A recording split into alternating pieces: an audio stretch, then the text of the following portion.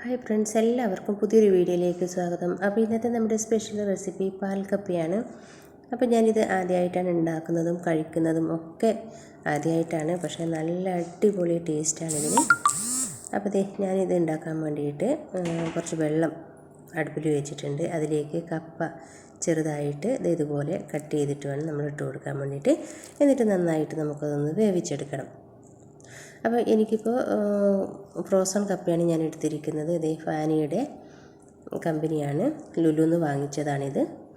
നമുക്കിപ്പോൾ മറ്റേ കപ്പ എല്ലാ സമയത്തും കിട്ടില്ല. അപ്പോൾ ഇത് കഴിക്കണം എന്ന് തോന്നി. അപ്പോൾ പിന്നെ ഫ്രോസൺ കപ്പയായാലും കുഴപ്പമില്ല എന്ന് വിചാരിച്ചിട്ട് ഉണ്ടാക്കിയതാണ്. പക്ഷേ അടിപൊളി ടേസ്റ്റാണ്. അപ്പോൾ കപ്പയൊക്കെ ഏകദേശം നമുക്ക് വെന്ത് വന്നിട്ടുണ്ട്. ഇനി നമുക്ക് ഇതിൻ്റെ വെള്ളം ഒന്ന് ഊറ്റിയെടുക്കണം.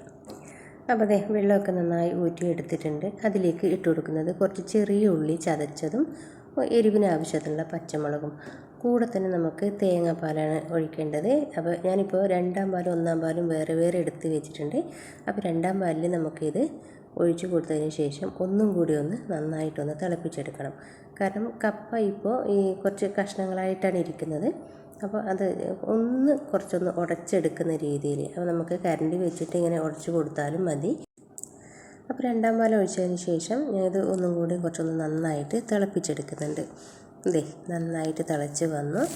അപ്പോഴത്തേക്കും നമ്മുടെ കപ്പയൊക്കെ ഏകദേശം ഉടഞ്ഞ് കഴിഞ്ഞു. അപ്പോൾ നമ്മൾ അധികം കരണ്ടി വെച്ച് കുത്തി ഉടക്കേണ്ട ആവശ്യമൊന്നും വന്നില്ല.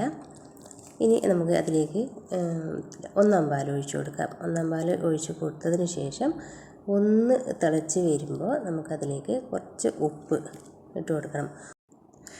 കപ്പ വേവിക്കുമ്പോൾ ഞാൻ ഉപ്പ് ഇട്ടിട്ടില്ല. അങ്ങനെ ഉപ്പ് ഇട്ട് കൊടുക്കേണ്ട. പാൽക്കപ്പ ഉണ്ടാക്കുന്ന സമയത്ത് നമ്മൾ ഇങ്ങനെയാണ് ഉപ്പിട്ട് കൊടുക്കേണ്ടത്. കാരണം നമ്മളിപ്പോൾ ഈ തേങ്ങാപ്പാൽ ഒന്നാം പാൽ രണ്ടാം പാൽ ഒന്നിച്ച് വയ്ക്കുന്നവരാണെങ്കിലും കുഴപ്പമില്ല, അങ്ങനെ എടുക്കാം. പക്ഷേ ഞാനിങ്ങനെയാണ് ഇതുണ്ടാക്കിയത്. അപ്പോൾ ഇങ്ങനെ ഒഴിക്കുമ്പോൾ നമ്മൾ ഈ രണ്ടാം പാൽ ഒഴിച്ച് കൊടുത്തതിന് ശേഷം ഒന്ന് തിളച്ച് വന്നതിന് ശേഷം നമ്മൾ അതിലേക്ക് ഉപ്പ് ഇട്ട് കൊടുത്തു. നമ്മുടെ പാൽക്കപ്പ ഇവിടെ അടിപൊളിയായിട്ട് റെഡി ആയിട്ടുണ്ട്. ഇപ്പോൾ തന്നെ അതിൻ്റെ വെള്ളമൊക്കെ കുറുകി ഇനിയിപ്പോൾ ഇത് ചൂടാറുമ്പോഴത്തേക്ക് ഒന്നും കൂടി വറ്റി കിട്ടും. ഇനി നമുക്കതിലേക്ക് അടിപൊളിയായിട്ടുള്ളൊരു വറവ് ഇട്ട് കൊടുക്കാനുണ്ട്. അപ്പോൾ അതിന് വേണ്ടിയിട്ട് ഫ്രൈ പാനിലേക്ക് ഒരു 2-3 ടീസ്പൂൺ വെളിച്ചെണ്ണ ഒഴിച്ച് കൊടുക്കാം. അതിൽ എണ്ണ ഒന്ന് ചൂടാകുമ്പോൾ അതിലേക്ക് കുറച്ച് കടുക് ഇട്ട് കൊടുക്കാം. അപ്പോൾ കടുകൊക്കെ ഒന്ന് നന്നായിട്ട് പൊട്ടി വരുമ്പോൾ അതിലേക്ക് ചെറിയ ഉള്ളി ചെറുതായിട്ട് കട്ട് ചെയ്തെടുത്തതാണ് ഇതുപോലെ, അതും കൂടി ഇട്ട് കൊടുത്തിട്ട് ഒന്ന് നന്നായിട്ട് ഒരു ബ്രൗൺ കളറാകുന്നത് വരെ നമുക്കതൊന്ന് വഴറ്റിയെടുക്കാം. അപ്പോൾ ഒരുപാട് കരിയൊന്നും വേണ്ട, ഇതുപോലെ ആയി കിട്ടിയാൽ മതി. അപ്പോൾ അതിന് ശേഷം നമുക്കതിലേക്ക് ഒരു 5-6 വറ്റൽമുളക് ഇതുപോലെ രണ്ടായി കട്ട് ചെയ്തിട്ട് ഇട്ട് കൊടുക്കാം.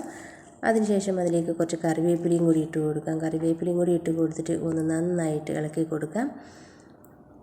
അപ്പോൾ ഇനി നമുക്ക് നേരെ നമ്മുടെ പാൽക്കപ്പയിലേക്ക് ഇട്ട് കൊടുക്കാം. കാണുമ്പോൾ തന്നെ അറിയാം നമുക്ക് അടിപൊളി ടേസ്റ്റാണെന്നുള്ളത്. അപ്പോൾ നിങ്ങളെല്ലാവരും ഇതൊന്ന് ട്രൈ ചെയ്ത് നോക്കണം. നിങ്ങളുടെ അഭിപ്രായങ്ങൾ കമൻറ്റ് ബോക്സിൽ അറിയിക്കുക. നിങ്ങൾക്ക് ഈ വീഡിയോ ഇഷ്ടപ്പെട്ടാൽ ലൈക്ക് ചെയ്യാനും ഷെയർ ചെയ്യാനും സബ്സ്ക്രൈബ് ചെയ്യാനും മറക്കരുത്. നിങ്ങളുടെ കൂട്ടുകാർക്ക് കൂടി ഈ വീഡിയോ ഒന്ന് ഷെയർ ചെയ്ത് കൊടുക്കുക. അപ്പോൾ നോക്കിയാൽ കാണുമ്പോൾ തന്നെ നിങ്ങൾക്ക് കഴിക്കാൻ തോന്നുന്നല്ലേ. അപ്പോൾ എന്തായാലും ട്രൈ ചെയ്ത് നോക്കുക. അപ്പോൾ ഇനി നമുക്ക് അടുത്തൊരു വീഡിയോയുമായി കാണാം. Bye bye.